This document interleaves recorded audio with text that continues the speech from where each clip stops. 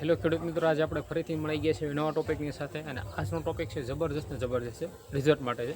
અને તે છે ને આપણે જ્યારે તૂટી ગયેલો આછળ હોય ને એની અંદરથી દૂધ કેવી રીતે ઉત્પાદન કરવું એને લગતું છે. એટલા માટે છે ને આવા નવા દેશી વિડીયો જોવા માટે છે ને મારી ચેનલને સબસ્ક્રાઈબ કરી લેજો અને ઇન્સ્ટા ફેસબુકમાં ફોલો કરી લેજો.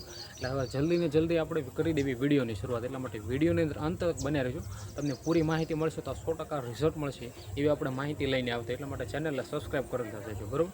તો કોમેન્ટ પણ કરી દેજો કે તમે દૂધ વધારવા માટે કઈ કઈ પ્રોડક્ટનો ઉપયોગ કરો છો અને શું શું તમે તમારા માલને ખવડાવશો તે પણ કોમેન્ટ કરી દેજો. તો હવે જલ્દી કરી દઈએ આપણે વિડીયોની શરૂઆત.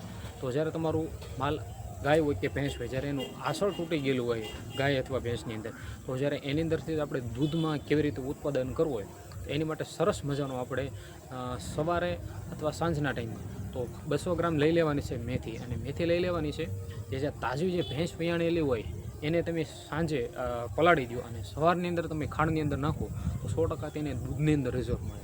જેમ કે કોઈ પણ બીજું પશુ હોય, જો ગરમીની સિઝન હોય, જેમ કે આપણે ઉનાળાનું ટાણું હોય, તો જો ત્યારે અમે તેને સવાર સાંજ 2 ટાઈમ 100 ગ્રામ કોઈ પણ ગાય હોય કે ભેંસ હોય, ગાભણ ભેંસ હોય કે દૂધણી ભેંસ હોય, તેને 100 ગ્રામ સવાર સાંજ 2 ટાઈમ તમે ખાંડની અંદર મેથીનું પાણી બનાવીને તમે ઉપયોગ કર્યો અથવા મેથી તમે ભૂકો કરીને પણ તમે ખાંડની અંદર ખવડાવો તો 100% તેનું દૂધમાં રિઝલ્ટ મળશે.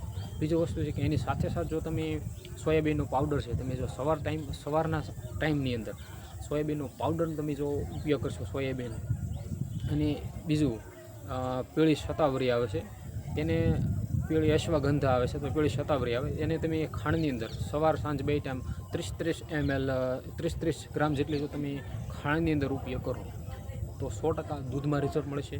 અને સાથે સાથે માલની જોરદાર રિઝલ્ટ મળશે. આસળની અંદર તકલીફ છે તે પણ સુધારો થશે.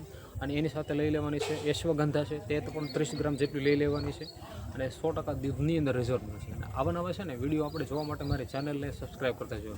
અને તમે શું દૂધ વધારવા માટે ઉપયોગ કરો છો તે જરૂર કોમેન્ટ કરી દેજો, જેનાથી તમને આવા વિડીયો જોવા માટે મળે. અને અવનવા માહિતી માટે મારી ચેનલને સબસ્ક્રાઈબ કરતા જાઓ, બરાબર? તો મળીએ આપણે નેક્સ્ટ વિડીયોની અંદર. બધાને જય માતાજી, જય મા મોગલ.